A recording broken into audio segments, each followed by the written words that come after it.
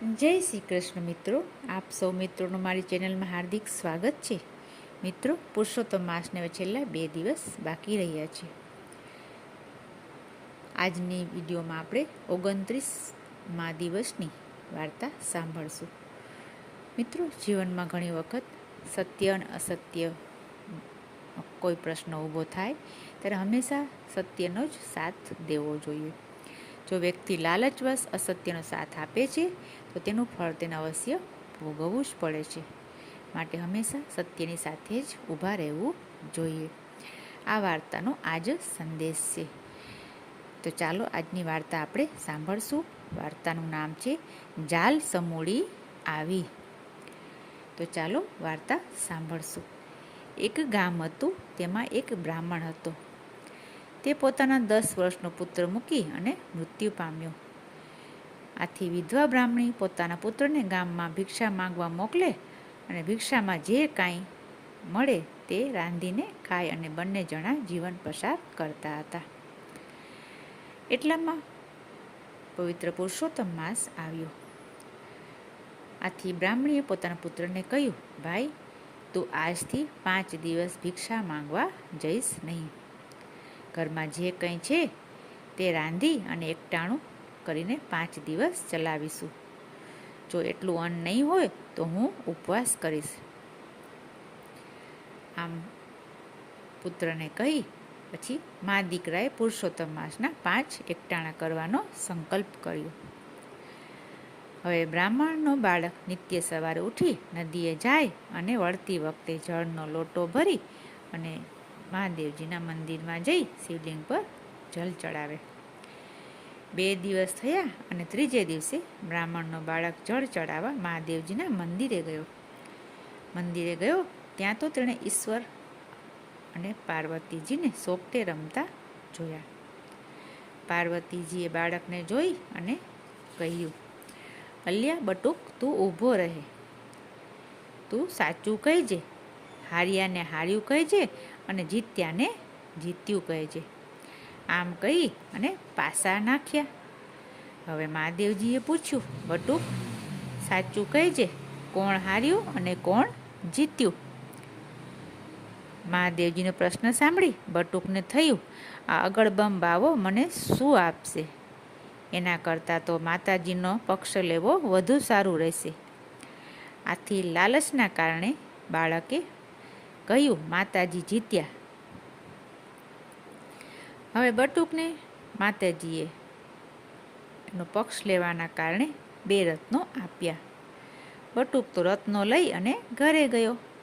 આંગણામાં જતાં જતાં મુઠ્ઠી ઉગાડીને તેની માતાને બતાવવા જાય છે. જ્યારે માતાને બતાવવા જાય છે એટલામાં યોગાનુયોગ સમળી ઉડતી આવી ઝપટ મારી અને રત્નો ચાંચમાં દબાવીને ઉડી ગઈ. કારણ કે તેને અસત્યનો સાથ આપ્યો હતો. હવે બીજે દિવસે બટુક મહાદેવજીના મંદિરે જળ ચડાવવા ગયો.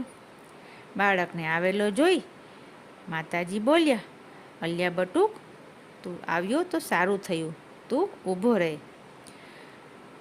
તું હાર્યાને હાર્યો કહેજે અને જીત્યાને જીત્યો કહીને પછી ઘરે જજે. બટુક કહે, સારું. હવે ફરીથી પાસા નખાયા. બટુક ફરીથી જૂઠું બોલ્યો ને લાલચમાં કહ્યું, માતાજી જીત્યા અને ભગવાન હાર્યા. આથી માતાજીએ રાજી થઈ પોતાની કાનની જાલ કાઢીને બાળકના હાથમાં મૂકી. બાળક તો ખુશ થઈ ગયો. બાળક તો જાલ લઈને રાજી થતો થતો પોતાને ઘરે આવ્યો અને જાલ આટિયામાં મૂકી. હવે યોગાનુયોગ તે બ્રાહ્મણની બાજુમાં પાડોશમાં સમૂળી નામની એક પડોસણ રહેતી હતી. હવે આ સમૂળી નામની પડોસણ તે બ્રાહ્મણના ઘરે દળવા માટે આવી હતી. તે પડોસણ બીજાની નજર ચૂકવી અને જાલને ઉઠાવી ગઈ. આથી બીજી વખત બટુક બ્રાહ્મણને નુકસાની ગઈ, કારણ કે તે અસત્યનો સાથ આપ્યો હતો.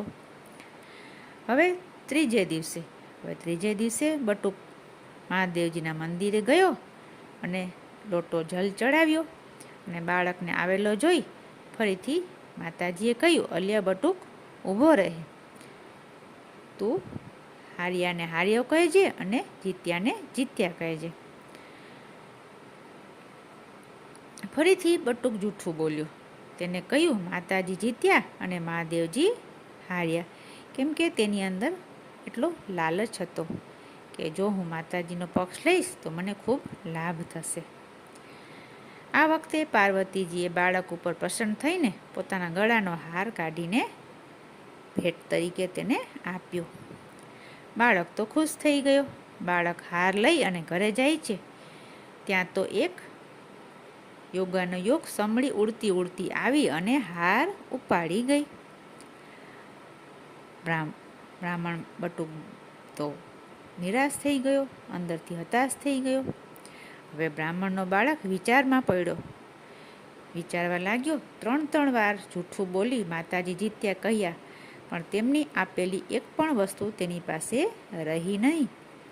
મોંમાં આવેલો કોળિયો જૂટવાઈ જાય તેમ એક એક વસ્તુ એ ખોઈ બેઠો. હવે તેના મગજમાં ચમકારો થયો કે હું અસત્યનો સાથ આપું છું એટલે મારી સાથે આવું બને છે. આથી તેને નક્કી કર્યું કે હવે હું સત્યનો સાથ જ આપીશ. આમ વિચારી બાળક ફરીથી મંદિરે ગયો, લોટો જળ ચડાવ્યો અને તેણે સાચું બોલવાની પ્રતિજ્ઞા કરી. હવે બાળક આવ્યું ત્યારે ઈશ્વર અને પાર્વતીએ પાછા રમવા માંડ્યા. મહાદેવજીએ પૂછ્યું, અલિયા બટુક સાચું કહેજે, કોણ હાર્યું અને કોણ જીત્યું? બાળકે તો પ્રતિજ્ઞા કરી હતી કે હવેથી તે સાચું બોલશે.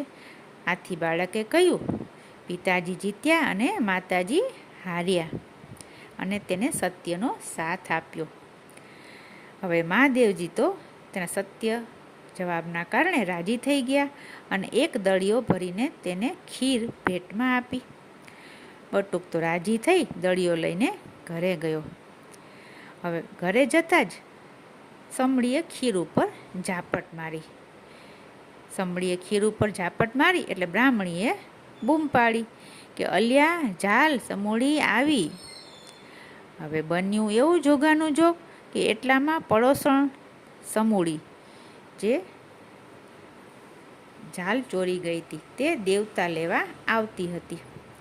તેના કાને આ શબ્દો પડ્યા એટલે તેને એમ સમજ્યું કે મને પકડવાનું કહે છે. એટલે પડોસણ તો બીકની મારી બોલી ઉઠી, બહેન બહેન, મેં તો ઝાલ જ લીધી છે, હાર નથી લીધો. અને એમ કહી તેને ઝાલ પાછી બ્રાહ્મણીને આપી દીધી. હવે સમળીએ ચાંચ પહોળી કરી દળિયો ઉઠાવ્યો અને જેવો ખીરનો દળિયો ઉઠાવ્યો તે વેળા જ તેના મોઢામાંથી રત્નો નીકળી ગયા અને પગમાંથી હાર પણ છૂટી ગયો. આવી રીતે બટુક બ્રાહ્મણે જે વસ્તુઓ ગુમાવી હતી તે સત્યનો સાથ આપવાના કારણે ફરીથી તેને તે વસ્તુ ભેટ તરીકે પાછી મળી ગઈ. મહાદેવજીના ખીરના દળિયાને પ્રતાપે બ્રાહ્મણીને રત્નો, હાર અને ઝાલ બધું જ મળી ગયું. આ સત્યનો સાથ આપવાના કારણે જે એને ભેટ મળી, આના કારણે મા દીકરો ખૂબ રાજી થયા. પુરુષોત્તમ માસના ભાવપૂર્વક 5 ઉપવાસ કરવાથી પણ તેમને અનેક પ્રકારની સંપત્તિ પ્રાપ્ત થઈ. દીકરો પણ મોટો થઈ ગઈ અને પછી કમાતો થઈ ગયો. આવી રીતે પુરુષોત્તમ માસના 5 એકટાણાનું પણ આટલું પુણ્યફળ બ્રાહ્મણીને પ્રાપ્ત થયું. તો આવો છે પુરુષોત્તમ માસનો મહિમા. આપે જો હજી સુધી ચેનલને સબસ્ક્રાઈબ ન કરી હોય તો કૃપયા કરી લેશો. હવે પછીની વિડીયો આપને ચેનલમાં સાંભળવા મળતી રહેશે. ફરી મળીશું બીજી વિડીયોમાં. ત્યાં સુધી જય શ્રી કૃષ્ણ, જય પુરુષોત્તમ ભગવાન.